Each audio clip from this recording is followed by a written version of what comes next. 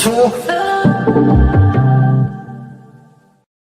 Good afternoon, everyone. Welcome back to your place of chill that is the Kauffie Company, here live on the Kauffie Company, and of course Tottenham on tour, the world famous home of Levy out. Tottenham Hotspur 3, AZ Alkmaar 1 in a match that we possibly should have expected. We should really expect to beat AZ Alkmaar. But we got through, Aki. That's the most important thing. We're most happy for a win. And we're going to talk about it for the next hour and a bit. But there are some good performances. There are some crazy performances. But most importantly, we are through to the next round. But joining myself is, of course, Mr. Daigle himself. Aki, that was a good one, wasn't it? It was. Listen, I was at the Scotland Yard. It was absolutely packed in there. Bobby K and Medium K and Ryan was with us. It was a very, very good time of the yard. We had a lot of fun with our table, everyone that was there. And I think today we need to be a little bit. Yesterday we were all doom and gloom, and I think we're going out, and I think we're going to get a defeat, and I don't or tie, but go out of the tournament. Well, we didn't. Pleasantly surprised. I was just delighted to see us in the next round. Some great performances. And you know what? All I will say is saw that lineup and thought, right, Andrew's gone for it. Yeah. Andrew's definitely gone. Andrew Postecoglou has certainly gone for it. And I said when I went on We Are Tottenham TV, for this game and this game alone, we're all very, very quick to criticise him. He got the selection right. The only one I questioned was obviously I think I would have loved to see Archie Gray midfield. Would have loved to have seen it, but I was there, Aki. Yeah, it's going to be a T-shirt. I was there when Archie Gray played midfield. But that was, you know what? At the end of the day, it was neither here nor there. Players got minutes. Could the football have been better? Yes. Did we get the result needed? Yes. Are we through to the next round? Yes. Happy days. Listen, we'll get into it. We'll break down, like you said, players and everything about it. But for once, just based on one game, we're through to the quarterfinal. Can we just be happy? Can we just be happy? We are through to a goddamn quarterfinal. And I, for one, thought we'd be on here today bitching and moaning and ranting and raving and shouting and screaming. No, we're through to the quarterfinal. That's all. The season depended on this. And because of the result yesterday, the season continues. There's that little faint glimmer of hope, for another few weeks. So yeah, I'm just happy we got through. Yes, there's things to talk about that weren't brilliant, but on the grand scheme of things, today is a day just to sit back and go, do you know what? We're through. Exactly. Absolutely. But without further ado, let's see who's in the audience to take us through the show. We've got 21 of you so far in the house on both the Kauffie Company and Tottenham Couture. Make sure you like and subscribe to both channels if you can. But we got Lily White Lane. Good to see you, buddy. Yeah, Hopefully you're well, Robbie. Hopefully you're well. We got the sheriff is in the house saying Shabbat Shalom and all that. Shabbat Shalom. The sheriff is going all Yiddisher on us. The sheriff is going Yiddisher. Seeing the fried chicken and holiday every month, I'm converting immediately. Well, you already can't eat bacon, Sheriff, so you're already halfway there. We got Nick's in the house. Good to see you, Nick. Hopefully you're well, buddy. Hopefully you're well. We've got Ryan McFarlane's in the house. Good to see you, Ryan. Good to see you. We will talk about the struggle. Tweaky, good to see you. I'm looking forward to meeting Tweaky on April the 6th. Yeah, I hope and pray you're going to be there, Tweaky. I hope you're going to be there at the March and in Tottenham for that game. It'll be wonderful to meet you. Absolutely wonderful. Awesome stuff. We got Roy Parker's in the house. Good to see you, Roy. Hopefully you're well. Queen Ellie's in the house saying big up Ben and Brian. Good to see you, Queen Ellie. Hopefully you're well. Chris Gelly is in the house. I hope I've said that properly. Or is it Jelly? I think it's Gelly, but it might even be Spanish. It'd be Gele. We don't know. We don't know, but good to see you, Chris. Hopefully you're well. We have Jason H. is in the house saying, big up, gents. Let's win on Sunday into the international break. Indeed. Zach Robinson's in the house saying, afternoon, lads. Big win yesterday. Europa or bust for Ange. Ange is till the end of the season. Only a Europa win will change my mind. Ange out. Levy out. Indeed. And Amazing. he's saying, I shall. Great stuff. G'day. I like it. I eat bacon every day. It's pork that upsets my guts. Indeed, Sheriff. Good to see you. And we got It's Me. It's KPV. Good to see you. Hopefully you're well, KPV. Good to see you. I have to say, before we go any further, KPV, where the hell have you been on We Are Tottenham TV? Where the hell have you been? You've gone missing. I haven't seen him on We Are Tottenham TV for God knows how long. God knows how long. He's turned heel. He's gone full John Cena on us. Maybe. He has. But let's get into it. Yep. I want to start where a lot of people are talking about, and I think this player has rightfully got a load of praise for being a young kid. I think we're going to start it off. We are clickbait merchants here on Tottenham on Tour. I'm not hiding it. But we actually talk about what's in our title. Lucas Bergvall. Yep. And one of the things I said in our Tottenham on Tour chat, I even uploaded a video about it onto Tottenham on Tour. Last night, I saw pre-match Lucas Bergvall doing a lot of drills, a ton of drills with the coaching staff. At least two of them were doing coaching drills with him. And what a really tidy, really exciting performance from a young kid that's got the world at his feet. I'm not going to go overboard with Lucas Bergvall. I really don't want to do that because I think we need to protect this kid as a fan base. But everything I'm seeing so far is a young kid that is learning his craft and he's getting better and better every game. And he is showing that he's willing to grab the bull by the horns and try and make something happen. I was really delighted. Amongst a few players, which I was really unhappy with some of the performances yesterday and really unhappy with some of the mistakes that were made that really... If I don't have blood pressure due to my family history, I'm going to have high blood pressure due to Tottenham Hotspur Football Club. But Lucas Bergvall was a shining light on that thing. I think this kid is going to be something very, very intriguing and possibly a future star. Aki, first of all, Ben, I have to say the title isn't clickbait at all. We've all been talking about Lucas Bergvall since he's come. I even said on Sunday against Leicester, even the first leg where obviously he conceded the own goal, and does he give the ball away because he's trying to do too much? Does he give the ball away sometimes because he's trying to play advanced passes and that's the risk you take rather than the safe sideway passes?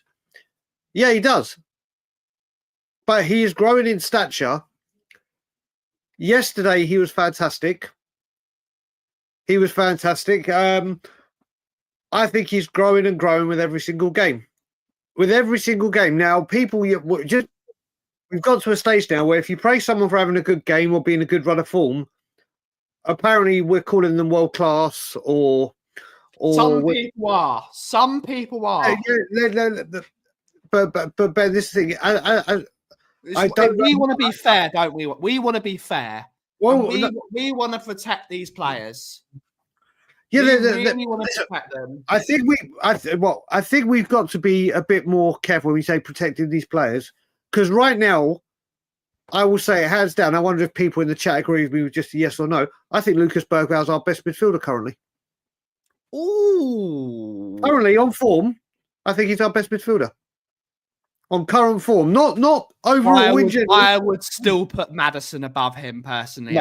Maddison, like I said, Maddison has phased in and out. Maddison has only just come back from injury. Maddison at full potential is better. I'm not denying that. I'm saying currently over the last few games, I would say Lucas Bergvall. Oh, but Fram, love this lady. I'd love to see that midfield. I'd love to see that midfield. I think recently, over the last few weeks, like I said, Maddison is a better player. Maddison on better form or on top form is our best midfielder. I thought he was. Yes, I thought yesterday. Maddison he was very good. Ben, you're missing what I said. I said on current form, not one game. Yeah. Not one game. That's what you. This is what we're doing at the moment. I think Bergvall is having an impact when he comes on, or like he did against Leicester. People could disagree. That's fine. I'm saying how I currently look at it right now. That I'm loving what I see from Bergvall. Yes, he's got a long way to go. Yes, he's got to cut out his needless giving the ball away and trying to do too much in certain places. But I think at the moment, Bergvall deserves a lot more credit than he's getting. I think apart from the slight error yesterday, what he did extremely well. Can he be better? Can he do better? 100%. But I think he deserves a lot more credit than he's getting. Let's see what people are saying. Want to temper my expectation of Berg. Yeah, listen, I get that, but you can see the player he's going to be. Big up, Leo. He's young. Yep, correct. Like I said, this 100%. If Maddison is included in, it isn't close. He's on top form, Scott. I do not deny. I do not have an argument with you at all, or have a debate with you, because you're right. You're right. I'm saying currently on form. Exactly. Yesterday, I mean, we can move on to Maddison. Maddison is someone I heavily criticise and demand more from and want more from. Yesterday was brilliant. He was brilliant yesterday. He was the James Maddison that we all want to see on a regular basis. And the build up to the last goal, the third goal was all James Maddison. Was all James Maddison. We'll get on to him. Jason, you're spot on. Spot on. What's Scott Emmy? I would say even Bentancur is still better. Do you know, again, Scott, I would say on top form. But right now, Bentancur is in and out. I thought he was poor against Leicester. Obviously, he was suspended yesterday. Thought he was very poor against, I think, if I remember correctly, he was quite poor everyone was in the first leg. Mickey is in the chat, and obviously Ben is making a coffee, so I'll wave, and that's from Ben and Mickey. I hope you're good and well. Ben, show me the restaurant. You need to book it. Ilana's giving it the all clear. Go ahead and book it. Although I didn't see scallops on the menu. What's Sheriff saying? He did one bit of showboating that was brilliant. In my opinion, Bergvall has been more consistent than Madders, but Madders is on it. He's unstoppable. This is 100% gospel. 100% gospel. More credit. Our fans do nothing but overrate it. I think it's a bit of both, Scott. I think depending on what way you look at it, I think it's 6 to 1 and a half a dozen the other, but I can understand where you're saying that. I can, but I'm definitely, I wouldn't go say I'm overrating him. I think I am crediting him for what he's doing. And I think yesterday was a very, very strong performance from him. People say no to Mickey. Rumi is in the house. My ride or die is in the house. I mean, guys, let's see. Name a few of the players that you thought played well, that you were impressed with yesterday. We can have a little discussion about which ones you want to. I had calamari yesterday, Mickey, at the Scotland Yard, which was banging. The Scotland Yard was packed yesterday. Right, I'm here. You're back. So I'll do work. I know. Imagine that, buddy. Name some. I asked the chat to name some players they thought played well yesterday. Who else? What did you think of Maddison yesterday? We kind of got onto Maddison as well. I thought it was. That's the whole point of this show, Aki. We can talk about football. We can go on tangents. This is where the coffee company TOT mashup is really, really. I thought Maddison was very, very good yesterday. We cannot play football properly without James Maddison in midfield. He's our only player that's able to float about the football pitch. I love Kulusevski. I am a founding member of the KDL, who I hung out with all of last night, Mr. Phil P. But Kulusevski can't do what Maddison does.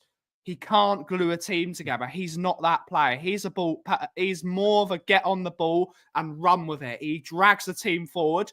But a James Maddison is the player you need as the brain of your football team, and we need to actually start building around this guy because I think he's a brilliant footballer, and we really need to stop scapegoating him because without him in our team, we cannot do anything. He's the only player that can sort of play 360 degrees. So he scans the pitch, he passes the ball, and then he moves into positions where he can cause damage. We really need to start letting him be the number 10 and be the maestro and letting him link attacks. But you know what I think it was as well, Peter, yesterday? We kind of changed the way we played yesterday. It wasn't like Bournemouth. It wasn't like we're doing the Premier League. And I think this style of play actually suits the players we have a lot better. Like we did against Manchester City away, like we did. I think when you play this way, you give Maddison more time on the ball. And if you give Maddison more time on the ball, this is what he can do. If we go back to how we played against, I think it was completely different the way we played compared to Bournemouth. I wouldn't say it was completely. I wouldn't say it's completely different. There were still moments of that game, and we're going to talk about it. I've got someone is in my barrels that I'm really, really frustrated with, and not. Let's keep on the good first, and then we'll go to them because I think there's. I'm giving him both barrels because he deserves it. I think it was similar. The only thing we were still giving away stupid chances. We really. I think we try and overcomplicate everything. The last 10 minutes, we finally sat down with ourselves and said, you know what? Let's be simple football. Vicario started coming, and instead of every single time passing it out of the back, which was causing our own problems for ourselves, he caught the ball, slowed the game down, and went long and bypassed the AZ press. We really need to stop. That goal that they scored was purely because of us mucking about. Correct. We really need to stop mucking about with the ball and just be simple, easy football. That's what simple is the best way possible with us because we got a young team. We can't overcomplicate things. And it was a mix-up because they're too busy. This person's got to go there. No, just play simple football out the back. We're causing our own problems. Yeah, that I can completely agree with. Yeah. That I can completely, totally and utterly agree with. But we know this is what happens. Yeah. We know what this happens. But I said, so we done Maddison, we done Bergvall. I listen, I know I know people got, I think, again, you see the difference with having Dominic Solanke in. I honestly, I'm not saying he had a fantastic game or anything, but heavily involved in 2 of the 3 goals. Either way you want to look at it. Yeah. He's just the focal point. To give Odegaard the ball instead of he was very unselfish with the ball. He knew he didn't have the shot on, so he laid it off to Odegaard and gave him his goal. I like Solanke. I like him as a player. The one critique I've got, and it's not with him personally, it's actually the system of play. I think we need to play to Solanke's strengths more. We don't whip the ball in for him. We need to start whipping the ball into him.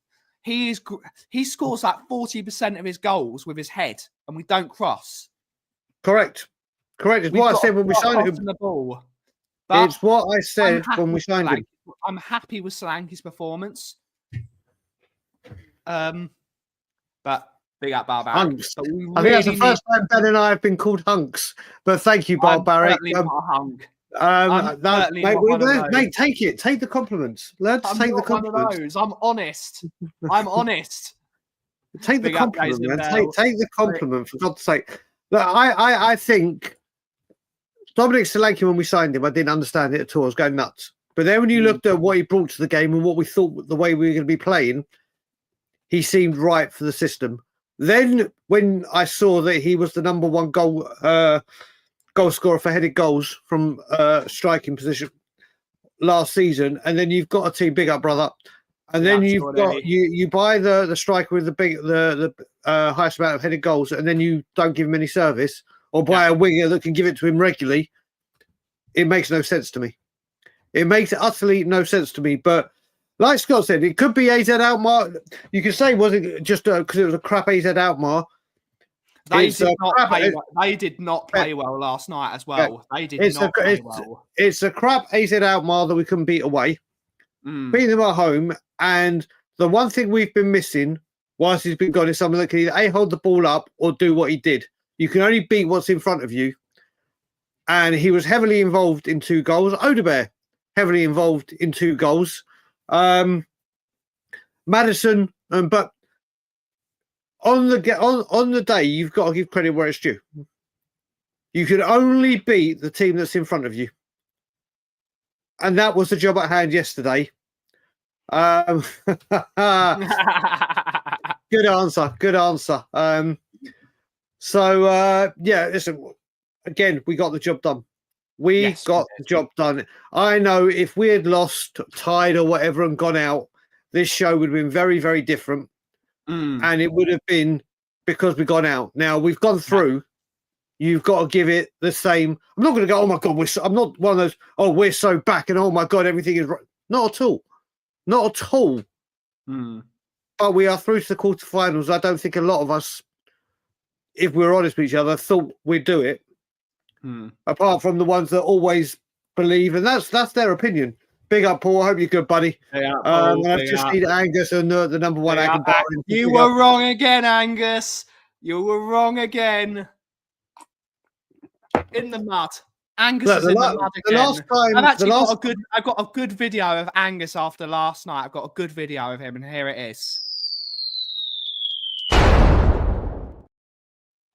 You know what? The last time one of us were in the Champions League and one of us was in the Europa League, we both got to the final.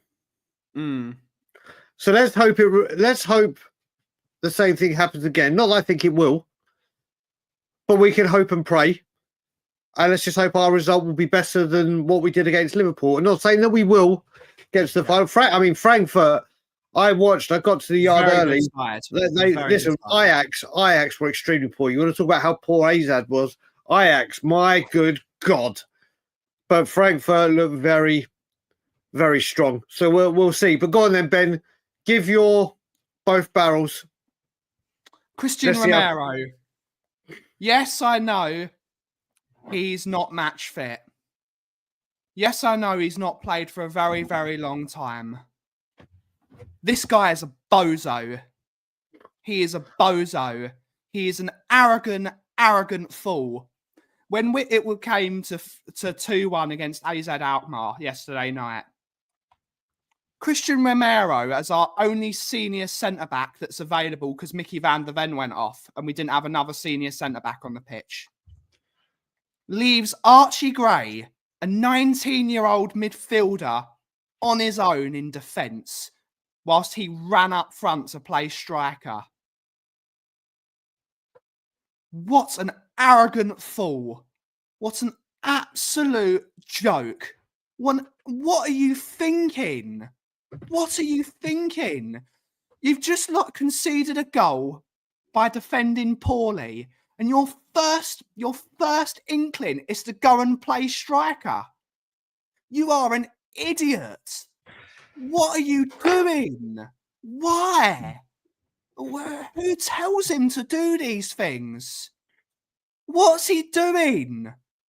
You've got poor Archie Gray, who's had a mare for that goal. Troy Parrott skinned him.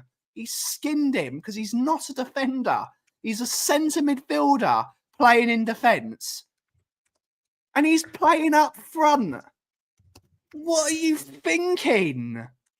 What are you thinking, you idiot? What are you doing? Why can't you just say, I'm the World Cup winning centre-back? I'm the only player that defends in this back line. I'm going to be the one that's the leader and be the captain. I want this guy stripped of his vice-captaincy role. That is so idiotic. You don't do that. What are you doing?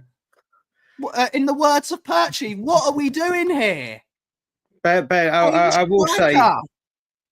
will say, trying to stripping him of the vice captaincy may be a bit strong. No, basically. But you see that we're under the cosh at the moment. He's got a 19-year-old that needs guidance next to him. You know what? You stay at the back, mate, and I will play striker. Ben, you know Ben, what you've got to do that at that moment in time. What you've got to remember, brother. What you've got to remember is we've seen this happen with players. This isn't a Romero thing. This is an Ange thing. The players don't. We got. You look at it when players don't track back, and we have a go at Johnson and Porro, which is what they should be doing.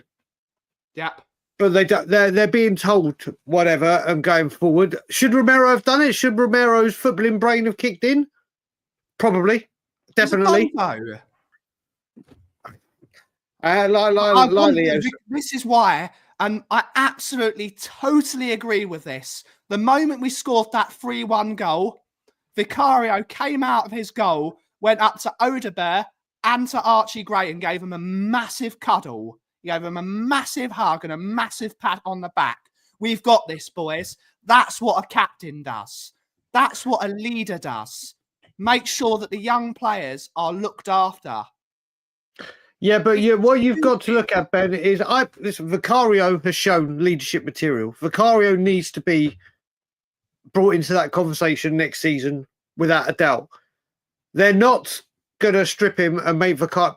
That's, do you know what? Whether he's staying or going, and I personally think Romero's going, you can't just strip him of the captaincy and put Vicario on. We're going on, Ben. We're going on saying that we have no leaders on the pitch and we need more leaders. Well, we have one in Vicario for sure. I'm not personally a fan of goalkeepers being captain, but he is showing a lot more. He does a lot more talking and screaming and ranting on the pitch than Hugo did. And that's why I don't normally like goalkeepers, because they're not always as vocal. He is definitely going to be in that conversation next season, without a doubt. What do you think about this, Aki? Because for me, this is common sense. For me, you say, okay, this is what we've got at the moment. I'm playing next door to Porro, that's going to spend most of his time going forward. I've got Jed Spence at left back, and I've got Archie at left centre back. This is an inexperienced kid playing out of position. He should be the one saying, this is on me now. I'm going to shepherd this back four for the rest of the game and get us through this game. But no, he's playing up front. But Ben, it's exactly what Sean said. Oh. Let me just go back to it. It's exactly this. It's exactly this. I agree. He wasn't running into space, though, Aki. He was literally playing as a striker. Yes, which means he's run forward just in case there's the... That's basically... He's not going to go left... He's running in when he shouldn't be doing it. As a defender, when you're defending a lead, especially like you said, with all the things you laid, but he is being instructed to do something. It's wrong. That I don't disagree with. That's not what I'm disagreeing with. I don't disagree with what you're saying at all. If I was the manager, I would be saying, right, another goal takes us to extra time. Just drop back and just defend. But we don't do that as a club or under. We don't do that. It's go ahead and go for more. Not right. We're in the position we need to be. We don't need to do anything stupid. Let's just big up Crossamano. Let's conserve our energy. Let's keep everyone fit. Let's just stay back and make things difficult. No, we don't do that. When have we ever done that under Ange Postecoglou? But this was our season at risk here. And we should be beating AZ Alkmaar. I agree. We should be beating them. But a bit of common sense. This is one of the best comments I've ever seen. Yeah.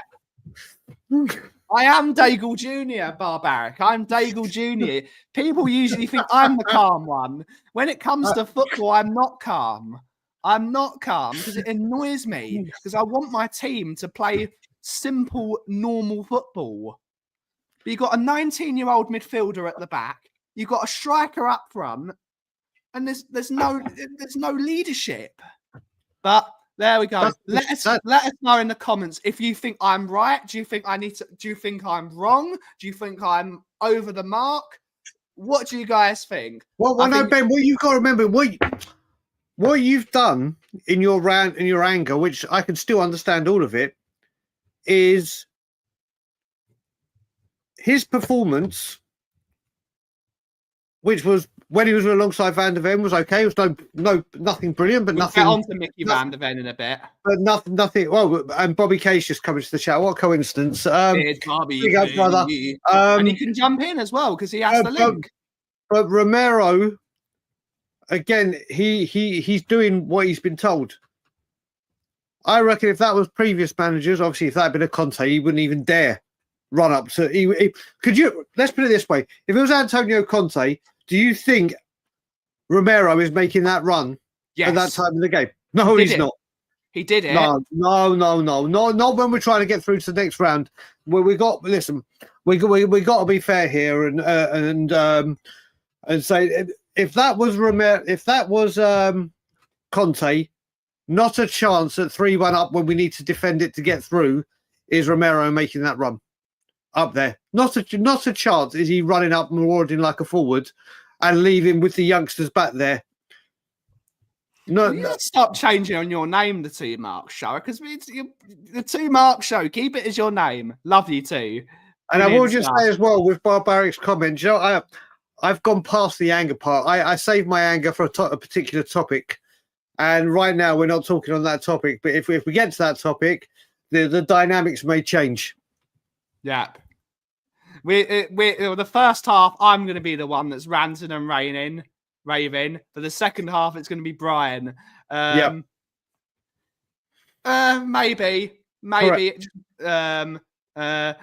Good luck to you, sunshine. Good luck to you, mate. Romero won't start Sunday as it's the last game before. No, he won't, will he? That's actually a very good shout, Fran. As Leo said, where's Leo? That's a very, very good point. There he is. He's warming up for Argentina. Indeed, he is.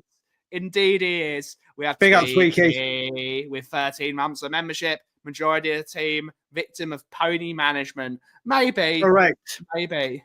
If that was Conte as manager, he would be screaming at Romero. He would be. Exactly. It just wouldn't have screaming at him. It doesn't stop him doing it though. Yeah, but he wouldn't make that run. We're just saying he wouldn't have made that run.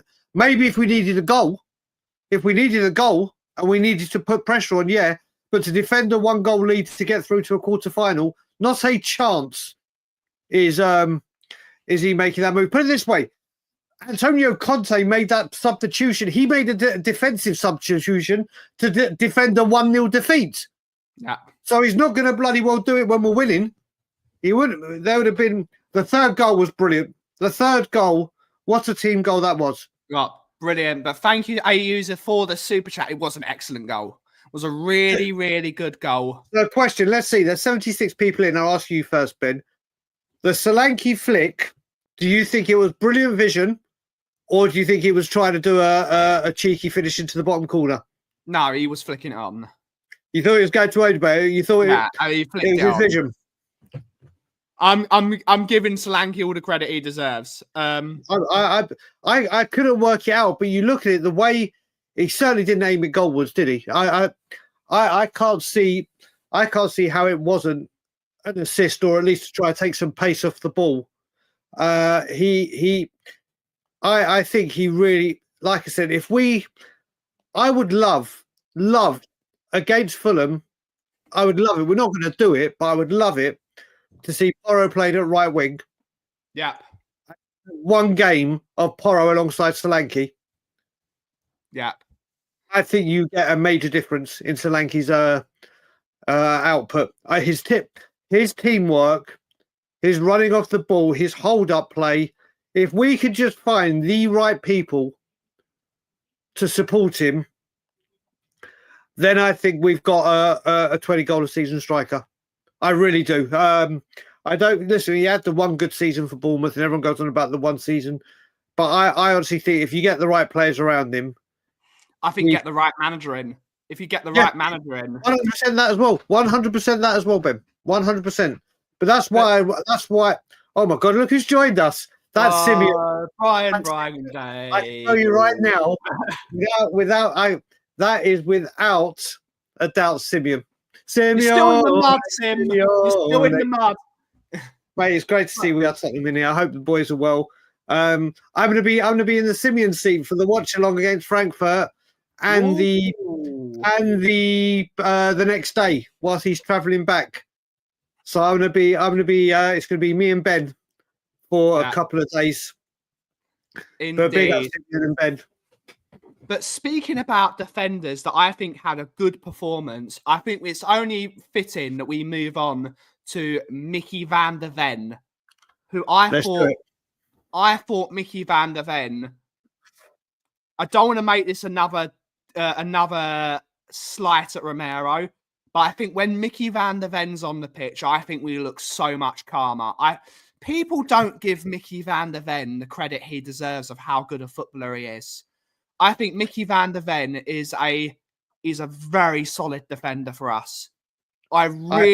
He adds an aura of calmness to that football team.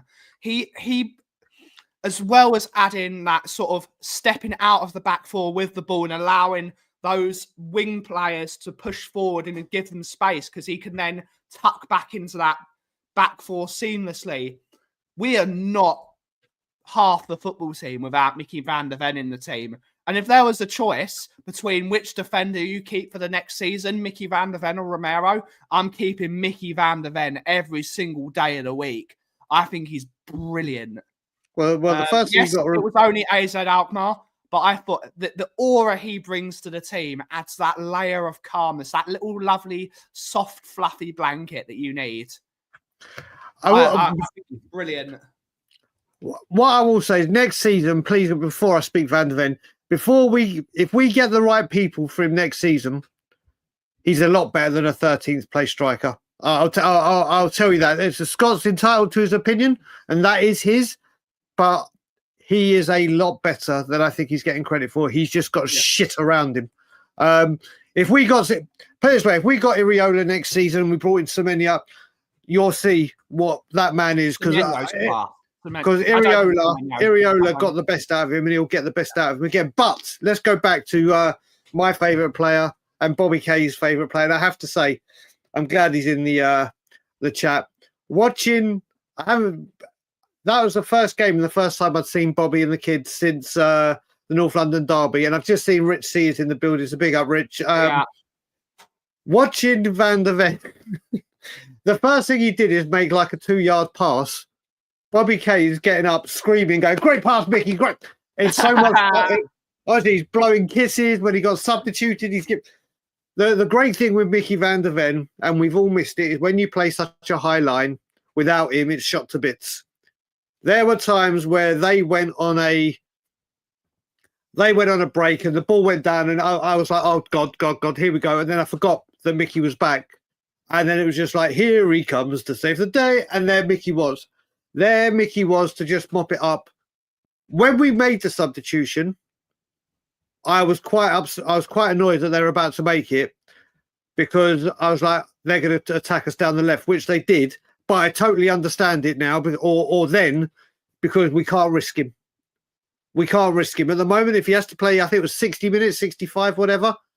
He does make a huge difference. He does make a huge difference to the style that we play in. And it is always great to see. It's always great to see Mickey van der Ven. Not at all. Not at all. Angus, I'd love to know where some of the stuff you come out with, the stuff the rumors you start to create or think you've heard. No. Without a doubt, Marius, without a doubt, Mickey van der Ven, especially the way we play, is pivotal. The most important thing is how often can we get him on the pitch, because it's quite clear that his hand under this. I think if we get a new manager, blah blah blah. It could be hugely beneficial for his hamstrings. There's no. I think he's. I love Mickey.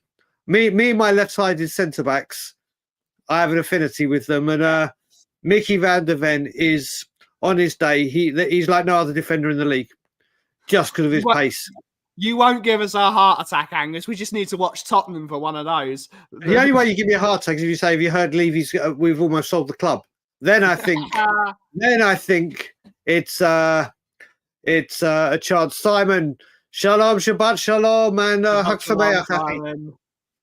Shabbat shalom. Yes. Hag Sameach. Just that. Wait, you got to look at it. If his hamstring goes, I'm not going in as the substitute, Mickey. No, you're not. No, you're not. Well, you've got to look at this now. Let's talk about another player, because obviously he got his first 2 goals yesterday. Yeah. What was everyone's and obviously you got to see him firsthand. Big up, Stuart. What was your impression of Odegaard yesterday? I think he's a very raw footballer. I'm really happy that he got 2 goals. I believe he was the one that made the mistake for their goal, wasn't he? It was a kind of mix up with him and Bergvall, yeah. He made the mistake for the goal. So this is a very raw footballer. He definitely has talent. Hey, let me just stop you there, because I'm just going to say something. You know when you were just having a go at Romero for being up there? Yeah. It's exactly the same reason as why why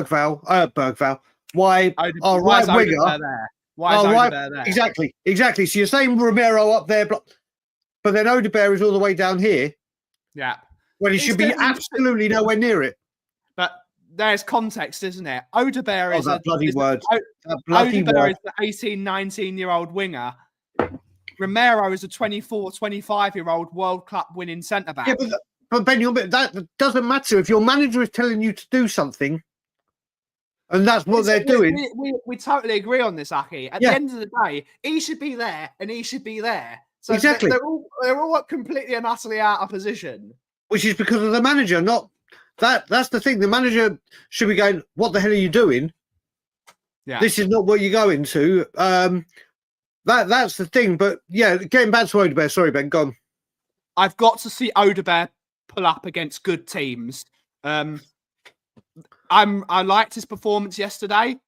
We really need to. He offers quite a lot, and he's the opposite of Johnson. He opens, but he scored 2 goals yesterday. Usually, he looks very busy and he gets involved with a lot of the play, but usually can't finish his dinner. Yesterday, he did a bit of everything.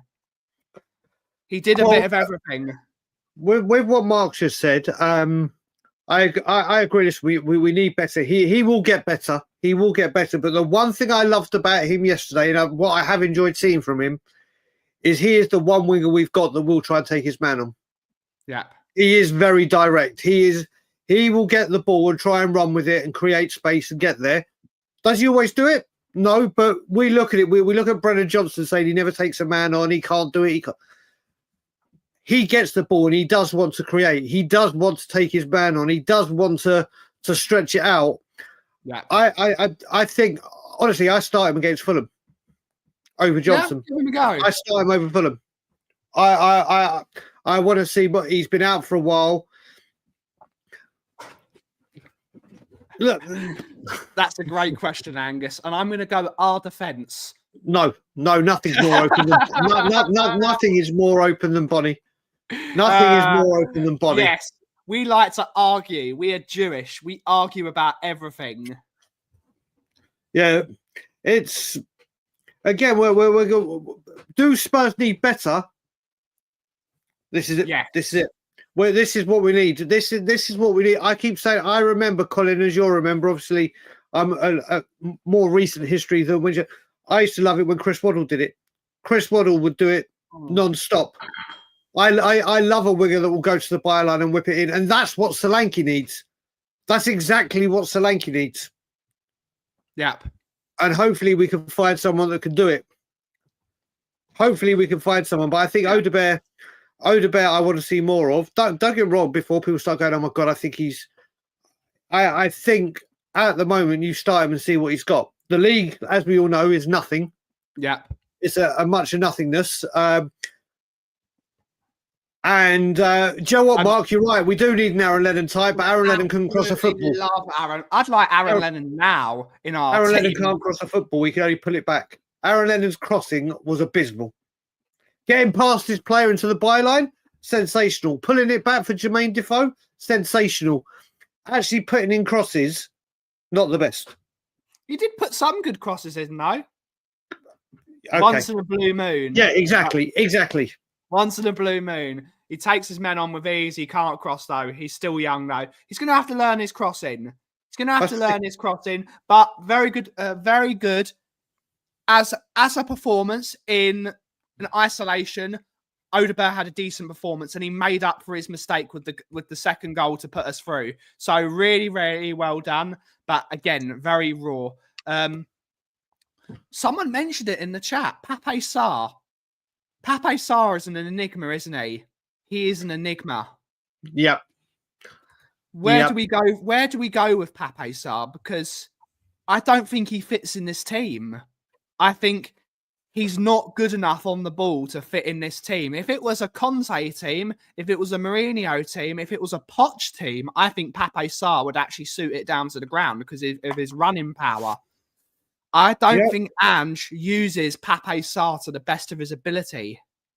So I just received a WhatsApp, and I haven't seen his name in the chat, so I don't know if something's actually happened or he's commented on something we did, but Cody Mack has just messaged me. Good old Cody. But he's just messaged me. I don't know if he's listening to us right now or there's something he wants to talk about, but he just went, oh, no. And I don't know. That was at 10:36. I can't remember what we're talking about at 10:36. But he'll either come into the chat now. He'll either come into the chat now or I'm going to get a WhatsApp shortly. Wait a minute. My WhatsApp's just gone. Is it Cody? No, it's not. I'm waiting for him to get back. Let's see what he's had to say. I miss Cody. I miss Cody on WhatsApp. On YouTube. Get rid of Bentancur before you get rid of Sarr. Oh, that's a big shout. That is a great conversation. See, I disagree with you. If Bentancur is fit, he adds a lot more to this football team technically than Pape Sarr does. It all depends on the style of football because I think both players are very different footballers. If you're talking this team with this manager, I think Bentancur adds more because of his technical ability and his calmness on the ball. If you're talking a Pochettino team where you need someone to run onto the ball a lot, I think Pape Sarr's the guy you need because of his speed, how tall he is, how quick he is. I think it depends what you need in a football team. The two can't work together. This is why I think Bergvall is a much more suitable option for this football team than Pape Sarr is because he's good on the ball. I don't think he works in this formation and in this team. Paul, what's your reasoning behind getting rid of Bentancur before Sarr? Wait a minute. Best thing out of last Thursday's game was Bentancur getting booked. I'm sick of watching him walk around midfield. Do you know what? But do you know what I will say with Paul? Bentancur, when he was at the heights before the World Cup, he was unplayable. He was on absolute fire. He has been so stop, start, then pulls a couple of great games together. Then in the 2 cup games against Liverpool and Villa back-to-back, he was shambolic. He's just so inconsistent, but his highs are high. He's one or the other, isn't he? He's what you don't come off and say he was okay. It was either he was great or he was bad. Yeah. Sarr, I was a massive fan of at the start of last season, and now he just dips in and out. He dips in and out. Yes, he's got the engine. There's no doubt he's got the engine, but it's what he does. I think he offers a bit more than zilch, but I'm inclined to agree. I'm closer to agree with him. If you need a player that runs up the pitch a lot and adds energy into a team, I think you need a Sarr. But we're not going to talk. We've got one more interview to talk about because there was an interview on TalkSport last night, and we are going to talk about it because just for the sake of it, because it is content. But if we get to it, we get to it. We're not an England channel. We're Tottenham on tour, the world famous. All I will say, the fact Jed Spence isn't in the England squad is a pathetic. It's ridiculous. Mental. So yeah, but you know what? You know what? I'm going to say something controversial. I don't want Jed Spence in the England team because I don't want him getting injured. He's our only consistent defender this year. I don't want him playing for England. I want him wrapped in cotton wool, sitting in front of a fireplace, drinking hot cocoa. I don't want him to get injured at all. I'm glad he's not been picked for England. I don't want him getting injured. That's the one player we don't need, because he's been our best fullback this year. We don't want him getting injured. Gwen, I completely agree, buddy. But yeah, go on. You wanna talk about? Go on. Let's talk about Mauricio Pochettino's interview on TalkSport last night. Have you seen it? Joe, I've heard all about it. I don't know why everyone is now talking about this. Shock horror. Man who said from 5 years ago when got sacked, I want to rejoin Tottenham at some point in my career, comes back and says, I want to rejoin Tottenham some point in my career. The worrying thing, or not, the difference for me is this morning I've woken up and seen Harry Redknapp has come out and said, I'd love to go back. And now I'm hearing all these managers saying it. They're all coming back. No, but what it's making me think is maybe there is something going on behind the scenes. Yeah. Where discussions are really being made about. Everyone's going on about this. I saw it on the way to the Scotland Yard yesterday. Oh my God, Potter said he wants to come back and manage Spurs. Okay, well, he said that when he left. Yeah. Whenever he's spoken about Spurs, he always says, I want to come back. He isn't coming back whilst the World Cup is going on. It's not happening. It's not happening. And even if he is, even if there was a chance, America would demand a huge amount of money in compensation. Yeah. Daniel Levy, no. Daniel Levy would have to pick up the phone and say, sorry, didn't back you.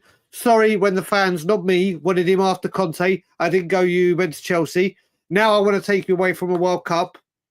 Then he'd have to say, I'm going to back you. There are so many stars that I have said the whole time. I would welcome Poch back at any time as soon as these owners are gone. As soon as they've gone, if the new owners came in and said, right, we're bringing Poch back, just like this clown did when he sacked George and then brought in Hoddle. No problem. No problem. Poch in you come. I would welcome it. I haven't welcomed it. When people were singing it, when we got rid of Conte, I refused to sing it for the reason that I don't want him anywhere near Levy, or I don't want Levy anywhere near him. But now the fact that he has said it once again, and it's caused news, the very fact out of the blue, Harry Redknapp has just kind of thrown his hat in the ring. It's very sly from the media, isn't it? It's very sly. They know the manager's under pressure. So what do? They interview a load of ex-Tottenham managers just to add a bit of spice and a bit of heat under the manager. It's if you are a media person, you are a genius. Yeah. There's no news in this story at all, is there? It's purely the media looking to get another manager sacked.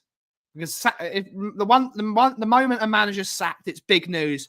Who's going to be the next Tottenham manager? You get all these interviews. Oh, who should be interviewed? Oh, we've got to do this show now. We've got to do this show now. It's a bit naughty.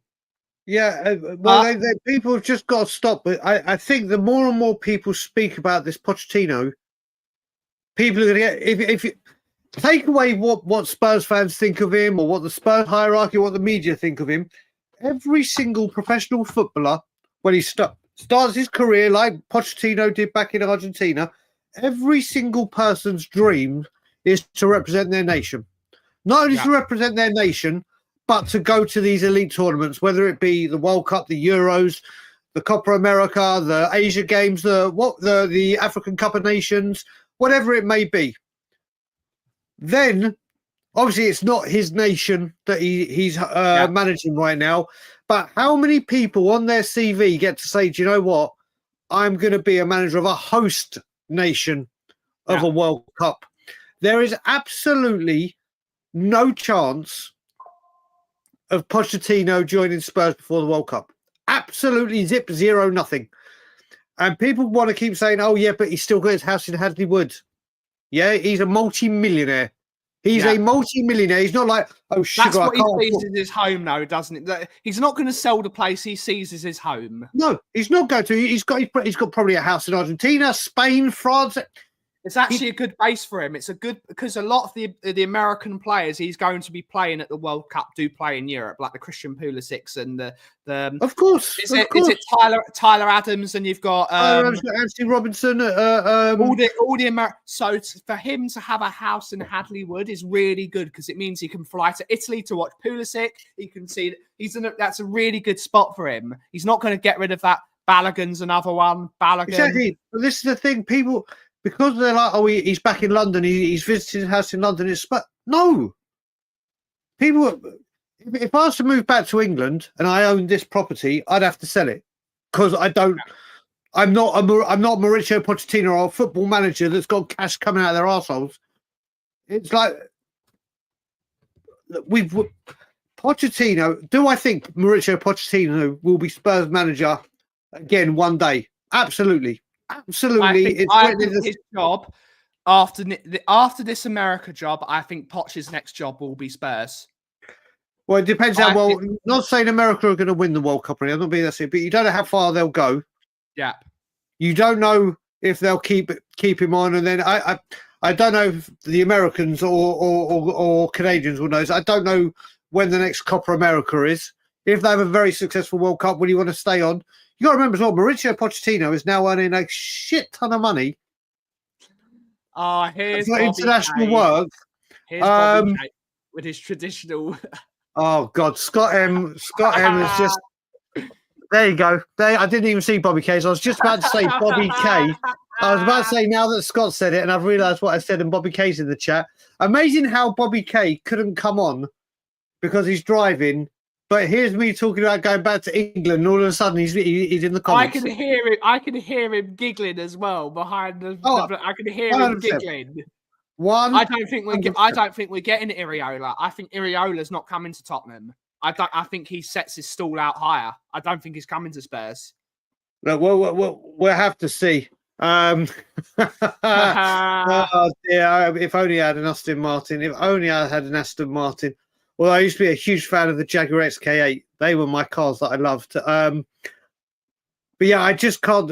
We need to stop this Pochettino talk. We need to stop. They're very, very clever than me. Like you said, let's have another interview. I'm sure Mauricio Pochettino, everywhere he goes, you see Spurs fans. He probably has to answer that question countless times a week. Whether he does it in the media or in public or privately, we all know it's his dream to come back to Spurs and finish what he started and get a fair crack at the whip. It's ridiculous, isn't it? You don't.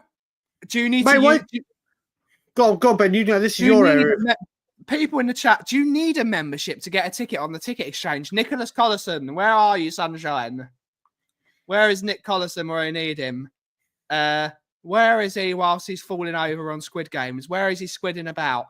I don't know. I mean, Dad, I will say, even if you don't, and I'll say it again to the people that are in the chat, even if you don't get a ticket for the game after the March, there's going to be a load of us going to the Coach and Horses.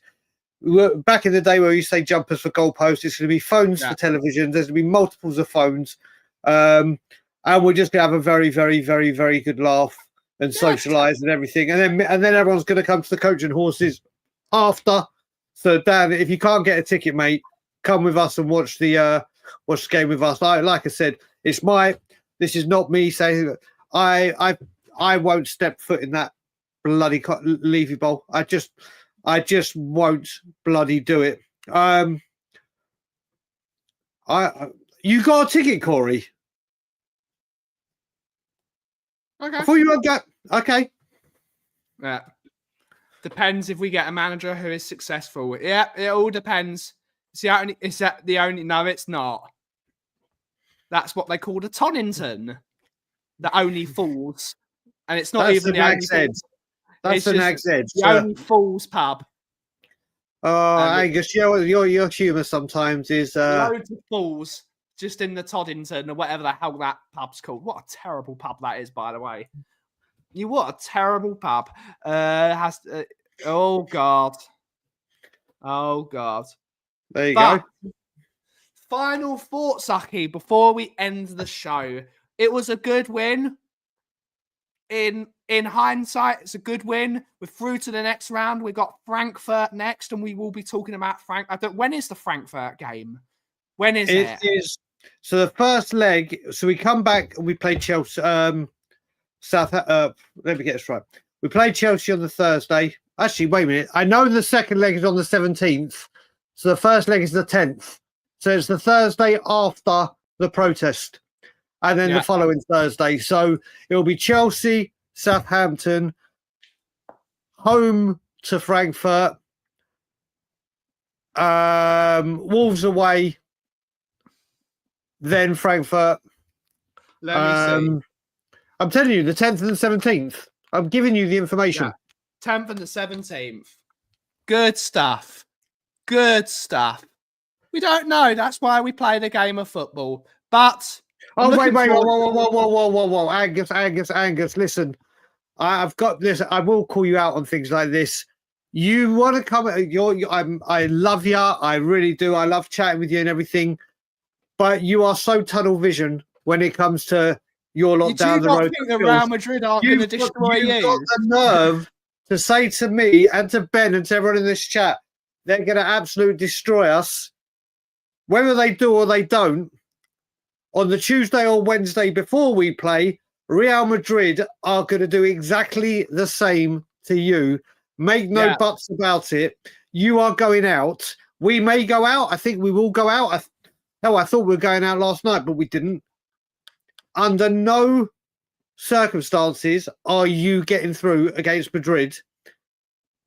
You got to play. Like I said, I'm not taking the mickey out of Arteta again all season because Ange goes out, does him the week after or the day after with a stupid excuse. I won't do it.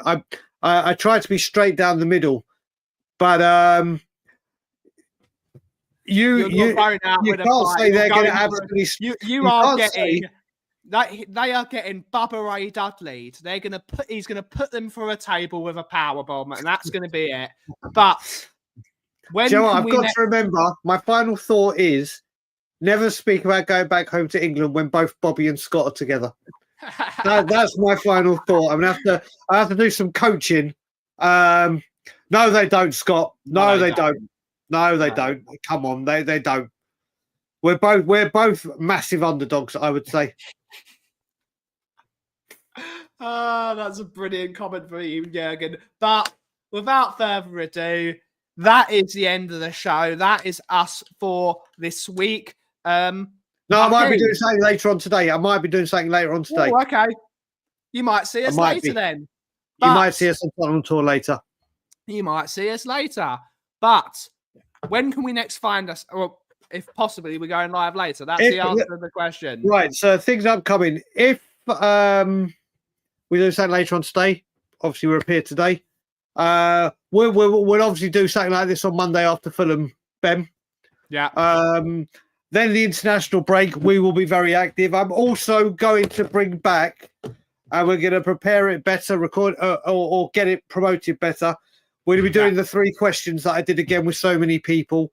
So if any new people that haven't done one already that want to appear and do the 3 questions with me about how important the upcoming protest is, reach out to me via social media, WhatsApp, phone me, or reach out to me via email. Then I've already got it confirmed that I will be doing something again with Jay and one other to be decided from Change for Spurs, which will be in the second week, as close to the return of football as possible for maximum impact. We will be doing a lot more during the international break, whether they be a lot of pre-records or recorded, but we are going to be a lot more active. But if people want to be a part of like that 5-7 minute recording where we go through the 3 questions, feel free to reach out to me and we'll do it. But yeah, we're going to be doing a lot more as of next week, but hopefully some stuff. Hopefully I'll be able to do something later on today.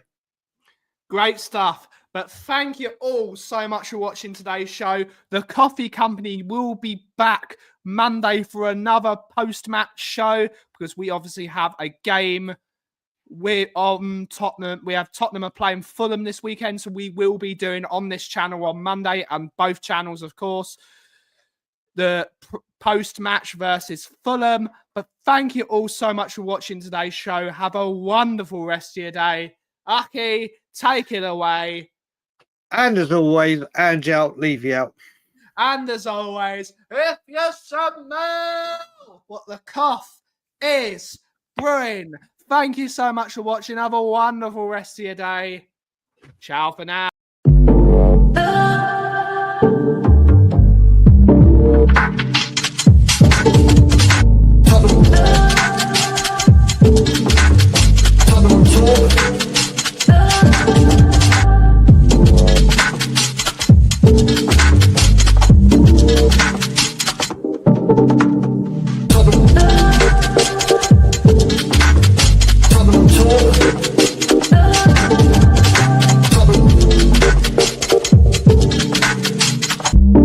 Tottenham Hotspur.